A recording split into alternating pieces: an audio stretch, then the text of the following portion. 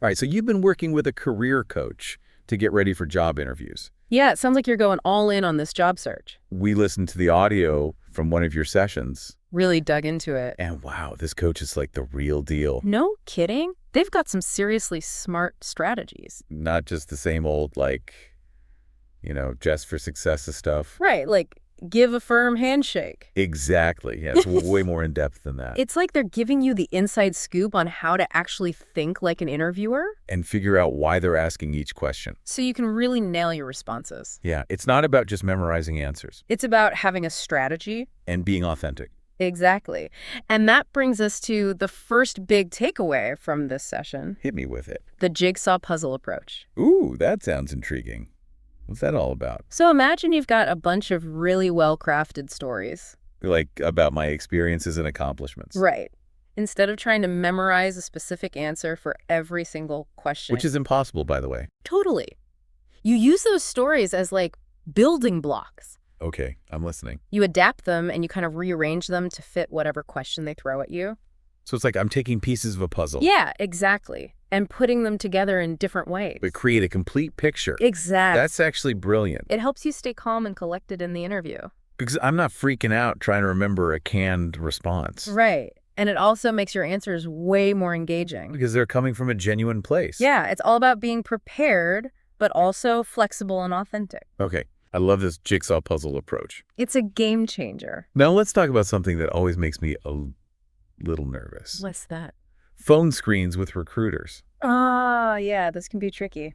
Sometimes I feel like I'm trying to juggle 5 things at once. While sounding super professional. Right. It's like multitasking mayhem. Well, your coach had some great advice for those calls.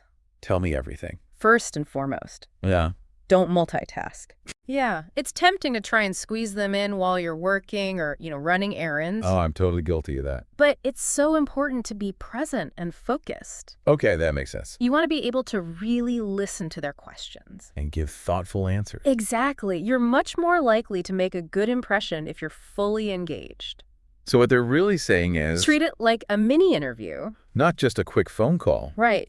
Your coach even suggested letting those calls go to voicemail. Whoa, really? If you're not in a place where you can give it your full attention. That's a power move. It is. That way you can call back when you're ready. When I'm in the zone. Have the job description in front of you. And really give it my all. Exactly. It shows you're organized and respectful of their time. And serious about the opportunity. It sets the tone for a positive interaction right from the start. I'm definitely going to start doing that. Good. Now, speaking of putting your best foot forward, What else? don't forget about your online presence. You mean like my LinkedIn profile? That's the one. Your coach is very clear about how important that is. Especially when you're job hunting. It's like your digital resume. It's working for you 24/7. So I need to make sure it's up to date and polished. Exactly. Make sure it aligns with your resume. And highlights my most relevant skills and experiences. Right. And here's a handy tip. I love handy tips. There are settings that let you update your profile without alerting your current employer. Ooh, sneaky, sneaky. It's a way to discreetly explore new opportunities. Without raising any red flags. Exactly. That is a great tip. Thank you. You're welcome. Now, I remember there was something about Power BI training, too. Oh, yeah. What was that all about? Right. Your coach suggested looking into that.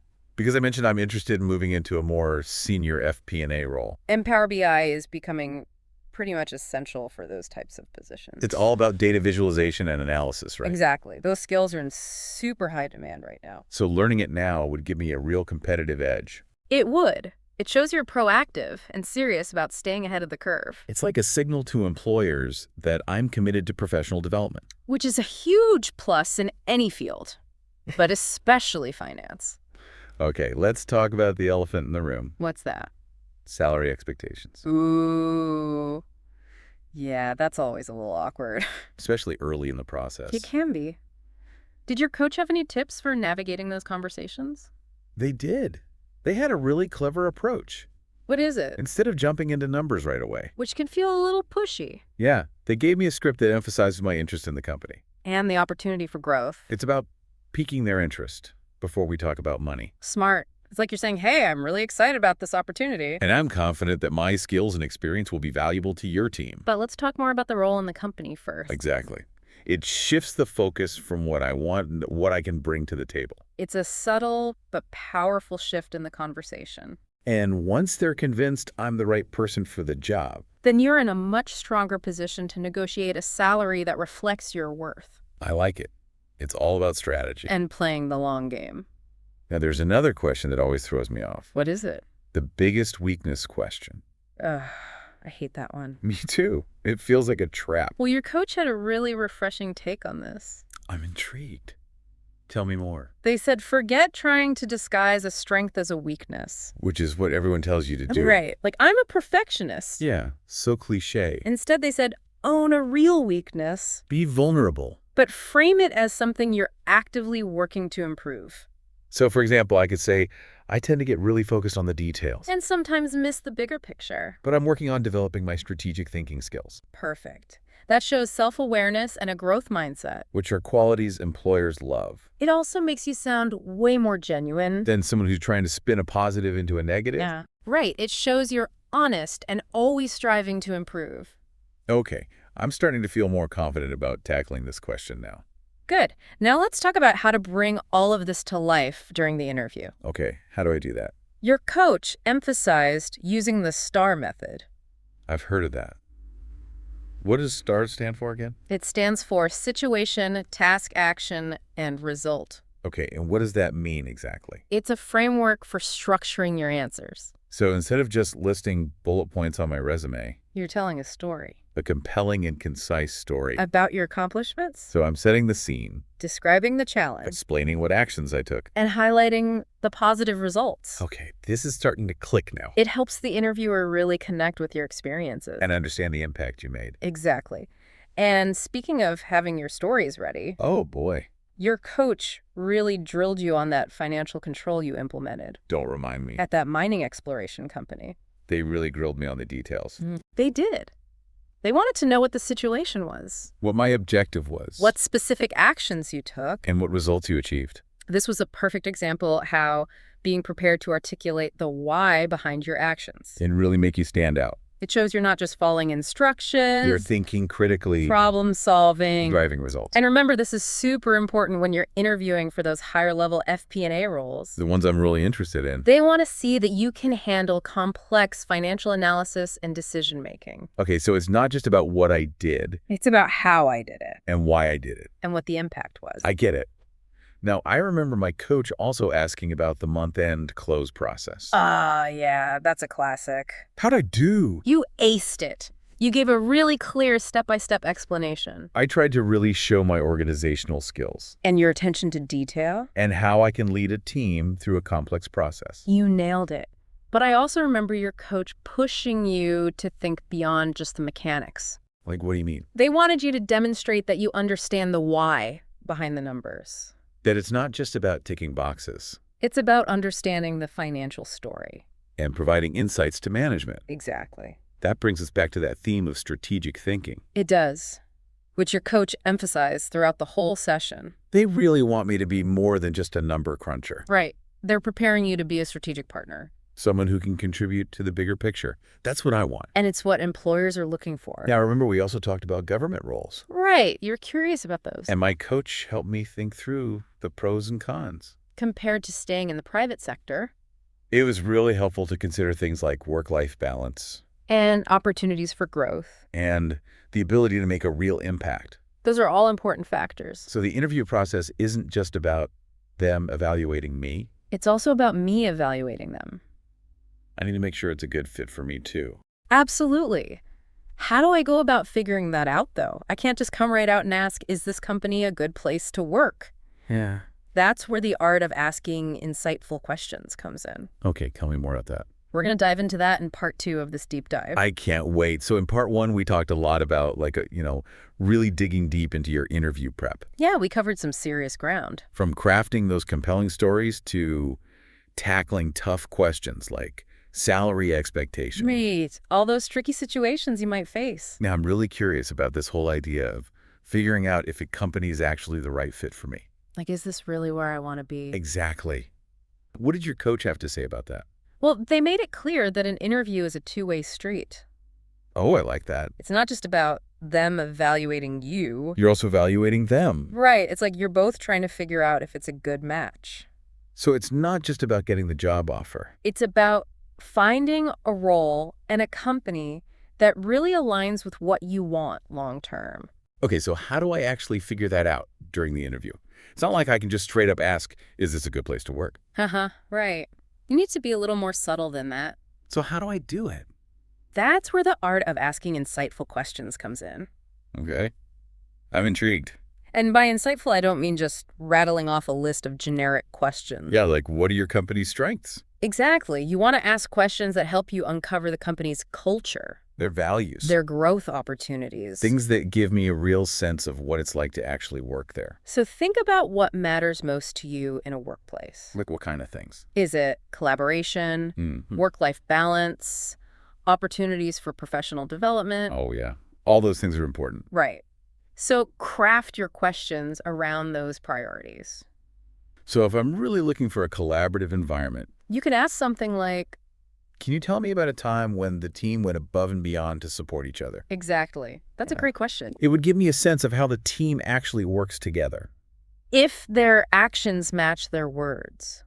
What about growth opportunities? That's a big one for me. You could ask about professional development programs, Or mentorship opportunities? or even how the company supports employees who want to pursue further education. Oh, yeah. Like getting a certification or something. Right. Or since you mentioned being interested in moving into a management role, Well, actually, yeah. you could ask something like, are there opportunities for advancement within this role? Or even within the company. Exactly. That's a good one. And pay close attention to how they answer. Like, what should I be looking for? Are they enthusiastic? Do they give specific examples? Or do they seem kind of vague and unsure? Their answers will tell you a lot about how committed they are to employee growth. So it's not just what they say. It's how they say it. Okay, I'm getting it. It's like you're reading between the lines. Trying to get a feel for the company's vibe. Their energy, their passion. Do they seem excited about the work they're doing? That's important to me. It should be. You want to work somewhere where people are actually engaged. Yeah, a place where I can make a real difference. Now, remember how your coach kept emphasizing strategic thinking? Oh, yeah, that was a big theme. They said interviewers are looking for people who can think beyond their immediate tasks.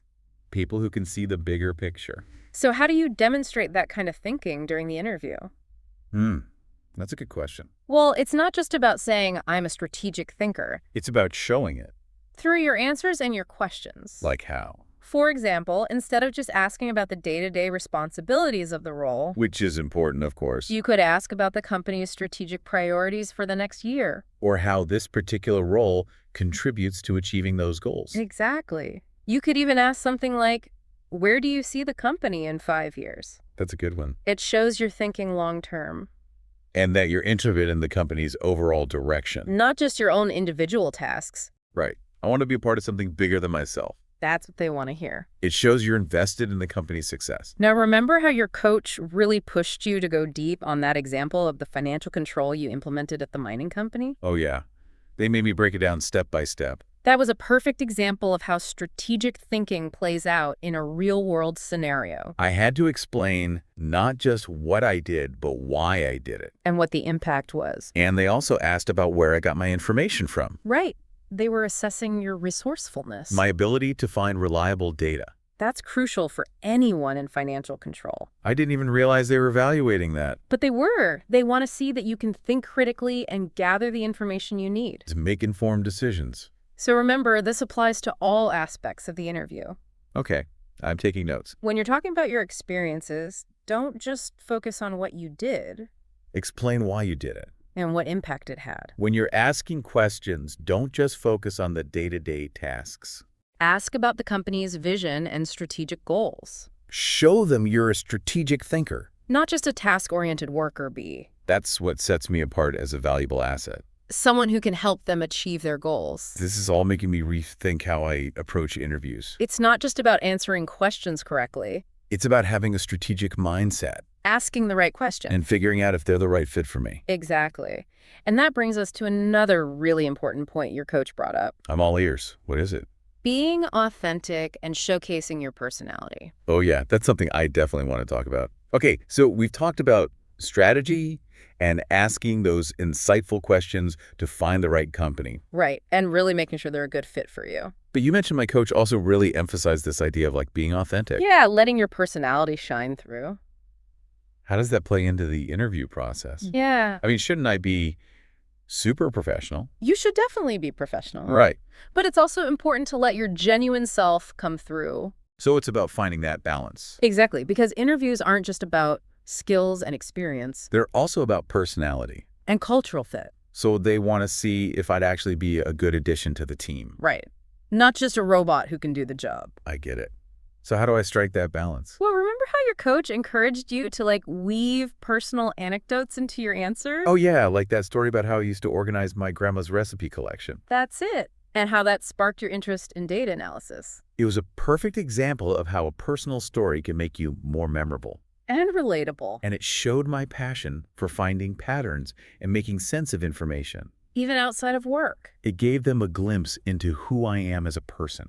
Beyond just my resume. So it's not about being overly casual or anything. No, not at all. It's about finding those genuine moments where I can connect with the interviewer. On a human level. Okay, I like that. Yeah. Now, my coach also mentioned something about using humor strategically. How does that work? I don't want to come off as unprofessional. It's about finding those moments of natural levity. Not forcing it. Right. Remember how you joked about your tendency to overthink spreadsheet formulas? Oh, yeah. I said something like, I'd rather triple-check a formula than accidentally launch a rocket into space. Exactly. It was a perfect way to acknowledge a potential weakness. While also showing my sense of humor, And putting the interviewer at ease. it also highlighted my attention to detail, which is a good thing in finance, It is. So it's all about finding that sweet spot. where you can be yourself, but still maintain that professional edge. You got it. This is all making me feel so much more confident about approaching interviews. That's great to hear. It's not about pretending to be someone I'm not. It's about being the best version of yourself. Exactly. And confidence comes from preparation, right? Absolutely. So I need to practice my star stories, Yes, work on those insightful questions, for sure. and find those authentic moments where I can let my personality shine through. You got it. And remember, the interview is also an opportunity for you to assess them. Oh, yeah, I need to be paying attention to their energy, Their values. how they treat their employees. It's a two-way street. We're both trying to figure out if we'd be a good match. Exactly. This has been such an eye-opening deep dive. I'm glad you found it helpful. I feel like I have a whole new toolkit for approaching interviews. Remember the key takeaways. Preparation Strategy. and authenticity. Go in there confident, prepared, and ready to show them who you are. And don't forget to ask those insightful questions. To make sure they're the right fit for you, too. So to wrap things up for our listeners today, Yes. remember, an interview is not a test. It's a conversation. It's a chance to connect Showcase your skills. and find a company where you can truly thrive. Be confident. Be prepared. And most importantly, be yourself. Until next time, happy interviewing.